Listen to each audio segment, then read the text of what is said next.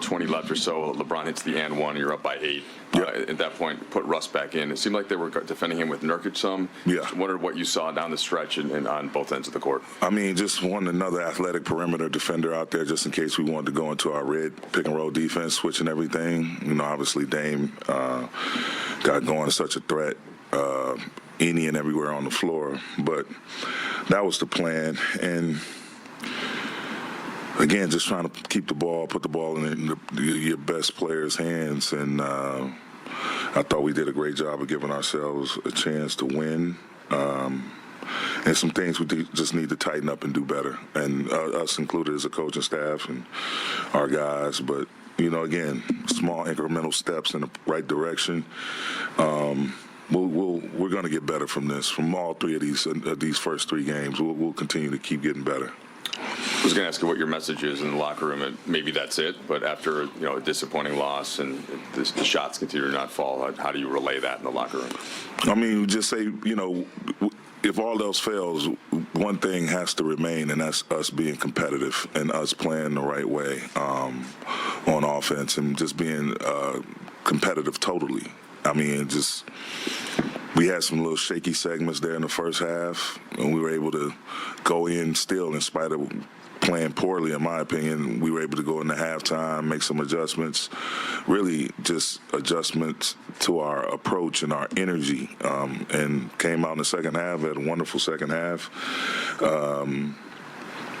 Great defensive third quarter, and again, put ourselves in a position to win. And I just told him, man, it's disappointing to lose, but, I don't feel depressed or anger because we competed. And we have 79 more games left. And I know I'm well aware of where I'm coaching. And the magnitude of every game, people hang on every win and loss, but it's going to be a process. It's going to be a process, and we'll get to the point where we're finishing games. Tonight we played well for a large portion of the game, of the 48-minute game, and we just got to look at it on film and see what went right, see what went wrong, and just move on, deal with it, learn from it, get better.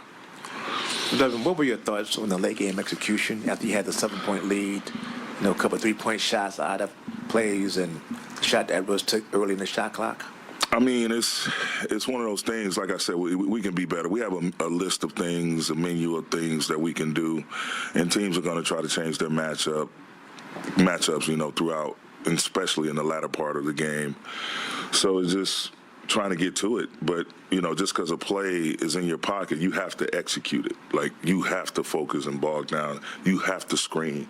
You have to cut with a purpose. You have to drive the ball with a purpose. So just because you have plays, a multitude of plays available, you still have to make them work. And, again, I thought without watching the game, I have to go back and break the game down later on today. But just my initial thoughts is, we tried to put the ball in the right people's hands, calling different things, and they were throwing different matchups, different defenses at us out there throughout the game. So it's just learning and having a package for our guys.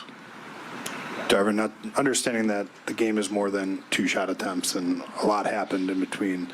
As like BT mentioned, there was that 3 that Russ takes that's open, and Dame comes down and hits one, and then the 2-for-1 attempt.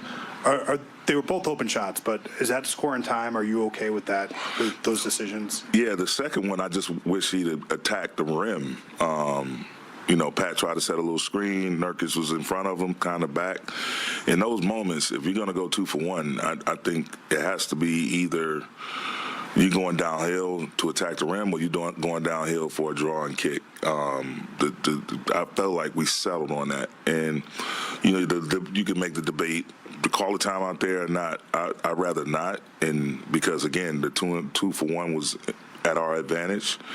But, just the shot selection is something we have to work on, something that we have to get better at as we move forward, and understanding time and score and where you want to attack in those type of situations. He's been such a lightning rod since his time in Los Angeles, Russ, and he's off to a good start in some regards, not shooting it great. Do you sense him going through anything confidence-wise, or is this all rolling off his back? behind closed doors, what we're not seeing? I mean, he's been great. You know, when I see him in the gym or we go through our walkthroughs and our practices, you know, it's fine. I don't see any sort of disruption. I don't feel anything from him that's different. But you would have to ask him. As far as I'm concerned, I think he's fine. It's just, you know, getting better, learning a new system. It's a lot more being required of him defensively and different ways for him to play offensively in terms of being a screener as well as a guy that's trying to initiate. So, and he knows the lines of communication. My office door is always open. I don't, you know, I always want players to know where they stand with me.